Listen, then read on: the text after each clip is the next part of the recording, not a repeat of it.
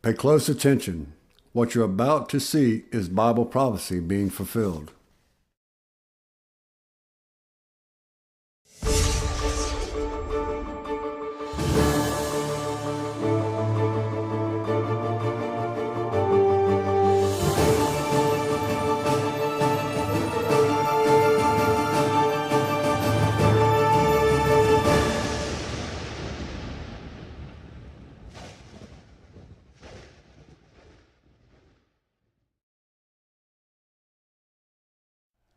Welcome to another edition of YPN News, bringing you news as it relates to Bible prophecy and foretold by Yeshua Hawkins. Well, people are dying, but not just for any reason. It's because they can't afford their prescription drugs as a result.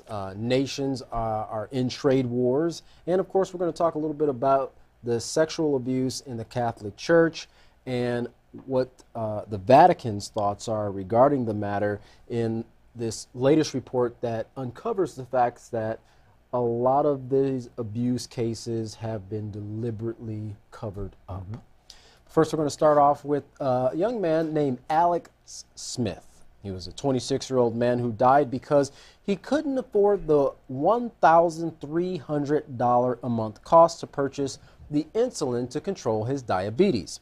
As a result, he tried rationing his insulin to save money. His mother said she was heartbroken to see that he resorted to those measures. Now, currently, 7 million Americans rely on insulin to control their blood sugar. Without many competitors in the market for manufacturing insulin, the price has soared from just $21 in 1996 to $320 in 2018. Well, Doreen Rudolph tweeted in frustration after spending $524 for 2 vials of insulin for her daughter. Now, that tweet went viral, garnering a lot of attention. She said in that tweet, "I left the pharmacy and sat in my car and cried. I don't have the money. I have love and worry 24/7. Now, a study by Yale University found that a quarter of diabetics cut back on their insulin because they can't afford it and don't have the insurance to help cover the cost. Dr. William C. Falou said over time, if the blood sugar is not kept in check, it can lead to complications such as blindness, kidney disease, nerve disease, and amputations. President Trump has vowed to get drug prices down, but his HHS advisor came from the company that makes the insulin, Eli Lilly. Eli Lilly more than doubled its prices from 2011 to 2016. Lilly said in a statement, "In the last 18 months, we have introduced a number of initiatives to help reduce the amount people pay at the pharmacy and provide access to lower-income people with diabetes." Now, those initiatives come a little too late for Alex Smith and his mother, who now has to carry the grief of the loss of her son because of what she called pharmaceutical greed. And that's got to be hard on a parent who has to go through that time period of actually seeing a child suffer as a result of something such as diabetes, but then to lose them at such a young age, it's got to be very devastating. Right, and a tough choice as to whether or not you're going to or can afford to purchase the medication that your child needs. Right. It will be a terrible situation to be in. Exactly. Well, the FDA has recently approved the generic version of the long-awaited Epipene. Epipens are life-saving injections that can reverse the effects of severe allergic reactions. One mother of 4 who carries the Epipens with her everywhere she goes said that the impact is taking such a toll on American families who have watched the prices go up over and over again. Teva Pharmaceuticals is the manufacturer of the first FDA-approved generic version of the Epipene. It says its version will be cheaper, but the price hasn't been revealed. Well, Mylan, the manufacturer of the EpiPen, has been in the hot seat because of price hikes.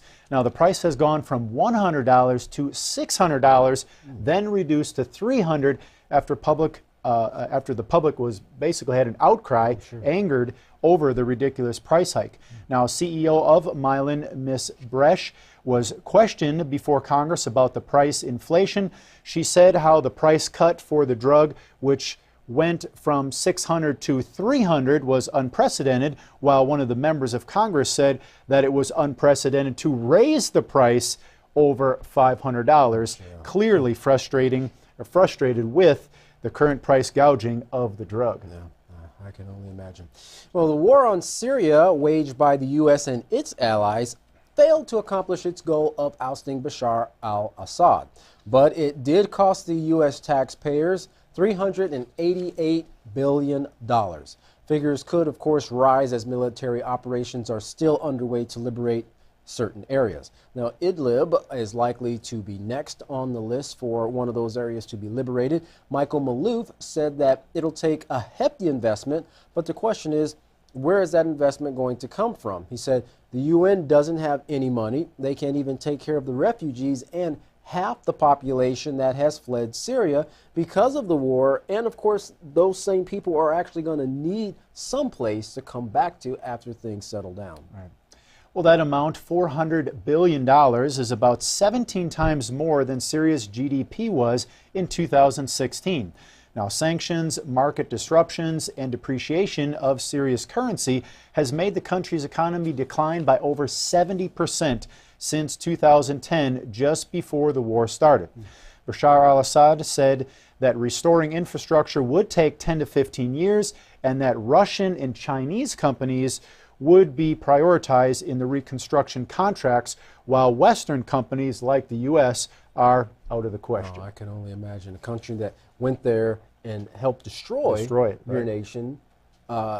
Many women, children, people just ousted from their homes, their livelihoods, killed as a result of this. Yeah, they won't have absolutely nothing to do with any Western countries. Assad said that we won't allow them to be a part of it, whether they come with money, without it, with donations, whatever. We don't need the West. The West is not honest at all. They don't give, they only take. Well, Maloof said that Syria will have to look eastward for reconstruction assistance. Iran was good at providing that assistance to Syria, but it's in turmoil right now, so the burden is going to fall on China and Russia at this point, he concluded. Well, the Trump administration is threatening to bomb Syria in the event of a chemical weapons attack, while the Syrian army prepares to take an offensive to take control of Idlib, which is now under the control of al-Qaeda. Now, in April, when the Trump administration launched dozens of missiles on Damascus, it had no evidence the use of any chemical weapons attack had ever occurred, let alone who might have been responsible for it. And we've covered that before. They still don't have any proof that there was ever the chemical weapons, as they say, but yet the bombing and the destroying of Syria has continued. Yes, it sure has. National Security Advisor John Bolton is threatening another attack. Bolton said that if the Syrian regime uses chemical weapons, we will respond very strongly. And they really ought to think about it for a long time before they come to a decision, because there's no ambiguity in the U.S.'s position on this point. So trying to make that very clear that there are going to be some consequences if the Syrian regime uses these chemical weapons on its people, yet once again, people that the United States and its allies has also helped to oust and destroy. The Organization for the Prohibition of Chemical Weapons, or the OPCW's final report on the Syrian chemical attack has not been released yet, but its interim report found no evidence of sarin or any other nerve agent, ruling out the claims of both U.S. and U.K. officials. So an objective committee taking a look at all the facts, all the evidence. Remember, Bashar al-Assad actually wanted the U.S. or the UN to come in here, right, check out, take your readings, and you'll find that there were no chemical weapons used in this incident, but they also refused to do that. That's right. Well, as we mentioned before about the sanctions, it seems as though the U.S. is making more enemies these days with tariffs and sanctions. Now, Larry McGee has our story. Larry, what are the countries doing to counteract these type of actions from the U.S.? The fight continues to rage against the tyranny of the petrodollar, and one of the latest protests, Turkish merchants gathered outside of foreign exchange offices in Istanbul and employed customers to dump the dollar for the lira, which is Turkey's national currency. The businessmen are also offering incentives in the form of free produce for those willing to follow their lead. The action is reportedly designed to support the nation's president, who recently called for a boycott on American brands. The belief in Turkey is that the country is under economic attack, and President Erdogan is maneuvering to severely reduce and/or eliminate the country's reliance on the U.S. The bold language being employed by the leader more than suggests Turkey's intention to openly compete with America, and surprisingly, the move is receiving support from some members of the quartet who believe that Turkey is a critical partner. Russia and Iran, who are also grappling with U.S. sanctions, are choosing to stand with Turkey as well, reiterating and promoting the idea that the petrodollar is in overuse as a world reserve currency, and that its stranglehold will ultimately deteriorate. The suspicion of some is that the U.S.'s sanctions against Turkey have to do in part to the nation's refusing to release a Christian pastor suspected of assisting the cause of terrorism in the nation. Whatever has caused hostility between the two former Confederates has resulted in economic pivoting and stiff jabs of tariffs.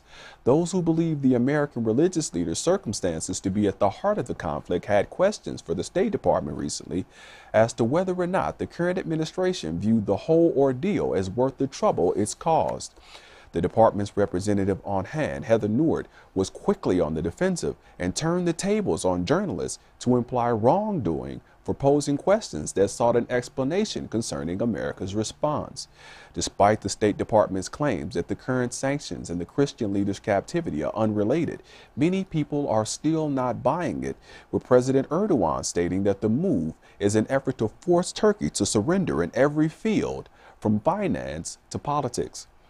In all fairness to those who framed the president's measures as protectionist and not personal, President Trump has stated his belief that heavy tariffs were a part of what once made America great, and has even imposed taxes on old allies such as Canada, who viewed the move as an insult and retaliated with his own tariffs in bewilderment. The EU and Mexico have both had to contend with tariffs as well. Where Turkey is concerned, some analysts are proposing the idea that the economic blows might have something to do somehow with Syria. Overall, the globe's major powers are believed at this point to be in an ever-escalating economic war, with America throwing punches at both friends and foes in an effort to maintain its dominion through fear. For YPN News, I'm Larry McGee. Time, Jeff. Back to you. Well, it seems like countries are willing to take measures to ensure that their economy remains strong and kind of move a little further away from the pressure of the U.S. dollars to avoid the consequences of those sanctions that the United States is putting on other countries. Well, the Pennsylvania grand jury has shed some light on the Catholic Church sex abuse scandal in that state. They released a report which compiles 2 years' worth of investigations, largest of its kind since the church scandal was made public in Boston in 2002. The grand jury says over 300 priests sexually abused more than 1,000 children over the course of 70 years. Well, the report also says the church not only knew about the abuse, but protected the priests who committed the atrocities, further endangering the lives of more children. According to the report, there is a multitude of documents which contain allegations and admissions of guilt secured in what the church calls its secret archives, archives controlled by the bishop. Pennsylvania Attorney General Josh Shapiro said in a press conference, quote, the cover-up made it impossible to achieve justice for the victims. Also contained in the church's documents were strategies, the report called, a playbook for concealing the truth. Well, instructions were recorded such as use euphemisms to describe the sexual assaults. Never say rape, say inappropriate conduct or contact or boundary issues.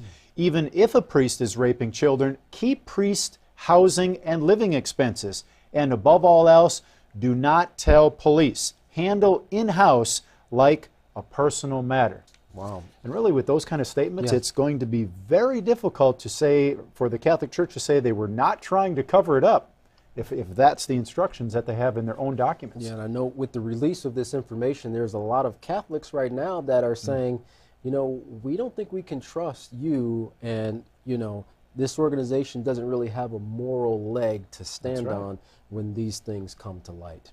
Well, while the church was busy guarding the priest's horrific secrets, many in the church were receiving promotions. One in particular was Bishop Donald Worrell, who is now Cardinal Worrell, the Archbishop of Washington, D.C. As a bishop, Worrell was over the Pittsburgh Diocese for 18 years and throughout that time presided over 32 priests accused of sexually abusing children.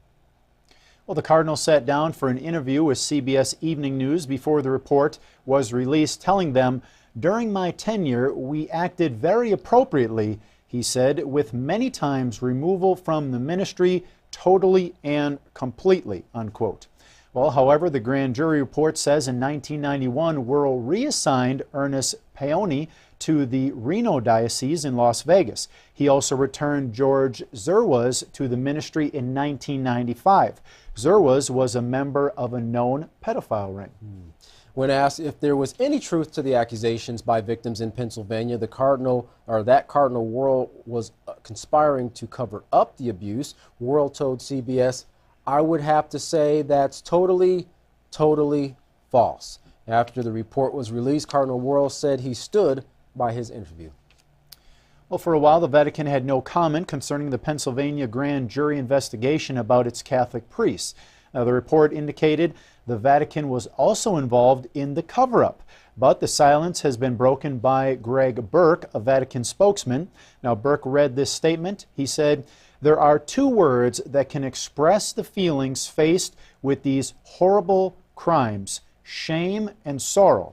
The abuses described in the report are criminal and morally reprehensible." Interesting. Well, the Pennsylvania Attorney General's office also released a statement saying the investigation, quote, revealed a systematic cover-up spanning decades by senior church leaders in Pennsylvania and the Vatican.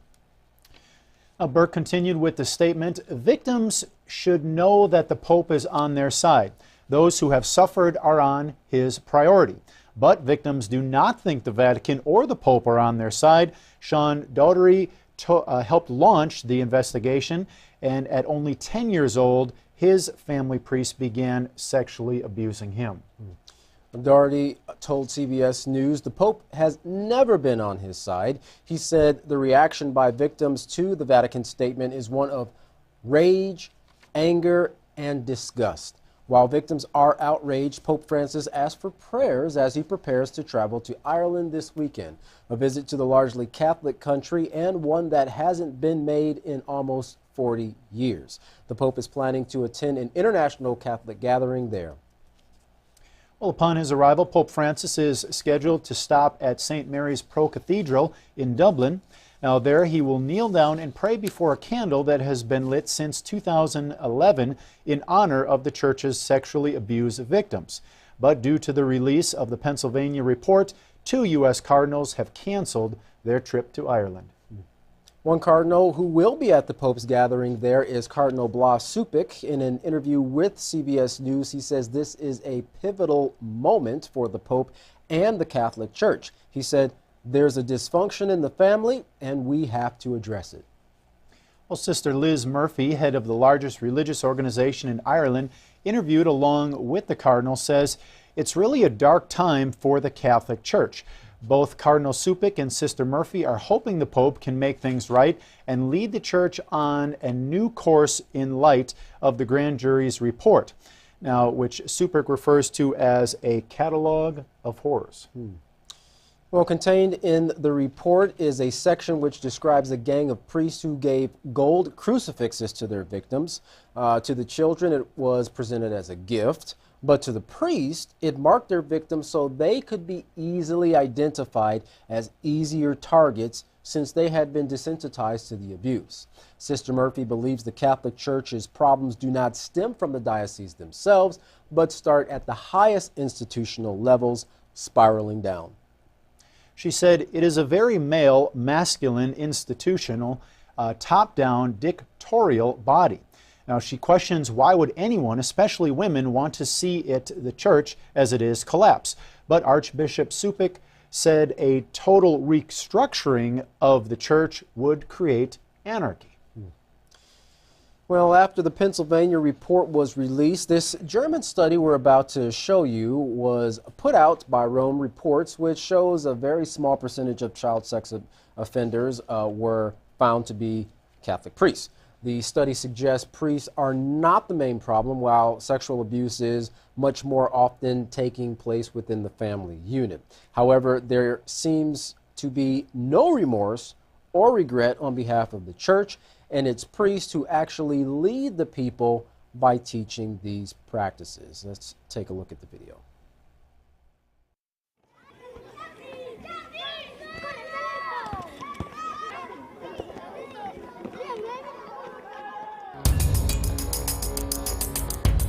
Between 1995 and 2009, German police received 138,000 complaints of child sexual abuse. Of these, 147 were committed by priests or religious. That is, less than 0.1% of the total. Child sexual abuse is not a problem unique to the Catholic Church. Paradoxically, the majority of abuse takes place in the family, where between 60 and 70% of such assaults are committed. The main culprit is the father, but also the mother, brothers and sisters, and other relatives, or a new partner. Also, another 30% of all abuses take place in sporting associations, in choirs, in scouting and youth associations, where there is close contact between a coach or the choir director and youth. The percentage of Catholic priests who abuse is very similar to that found in other religious groups. It is estimated that between 2 and 5% of Protestant ministers, Orthodox priests, Jewish rabbis, and Islamic teachers use their position of authority to sexually abuse minors. You know, the report that we saw there, Katan, it does shift the focus off of the sexual abuse there from the priests and try to put it on, you know, in a different avenue. But as we've reported, and as many people are still concerned that the church hasn't offered any solutions to fixing the problem, which is what they're hoping from Pope Francis, but he never lays down any concrete steps to fix this problem. And very few times, if ever, do you ever hear an apology coming forth from him on regards or on behalf of the Catholic Church from all the abuse that has come down and affected so many lives. And as we mentioned here, that's just one report. Right. 1,000 children, 70 years, just one report. Right, right.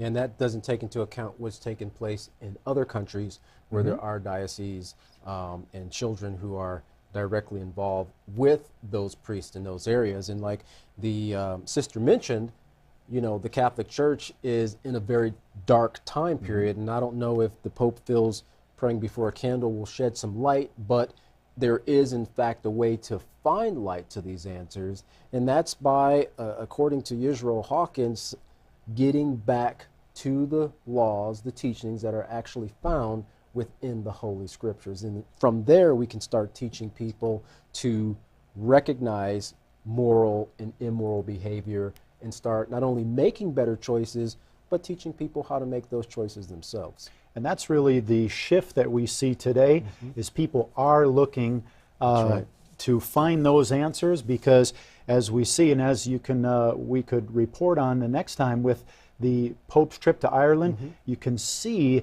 that the crowds that used to gather for the Pope are now getting smaller and smaller. And I think most of the Catholics, they're starting to realize, hey, there's a major problem here. There isn't this morality in the church like, you know, there's supposed to be, or they think that there is. And they're looking for that guidance. And as you mentioned, there is a light, and that light is the house of Yahweh, teaching morals and actually how to prevent these things from ever taking place, and really showing a person how to treat someone else with that respect and concern, care, and so forth. Perfect human interaction. That's right, absolutely. Well, to find out more about that light and how you can receive it and teach it to your family, contact the House of Yahweh. To contact the House of Yahweh, you can write them by writing the House of Yahweh, P.O. Box 2498, Abilene, Texas 79604. You can call them at 1-800-613-9494. Visit them on any of their websites by going to Yahweh.com, YisraelHawkins.com, or Yahweh'sBranch.com. You can also visit our website by going to YPNnews.com. You can email the House of Yahweh by typing in info@yahweh.com. And for all calls outside the United States, please call the number on your screen. You can also check out the best and, of course, a free software for studying your Holy Scriptures online today, the Yisrael Says and Ask Yisrael program. And you can find those programs by going to YisraelSays.com and AskYisrael.com. And don't forget, when you contact the House of Yahweh, to request your free copy of the monthly newsletter and the Prophetic Word magazine. Well, don't go anywhere. Up next is another message from Yisrael Hawkins explaining the Bible prophecies. From all of us here at YPN News, I'm Jeffrey Heimerman. And I'm Katan Alexander. Thanks for watching.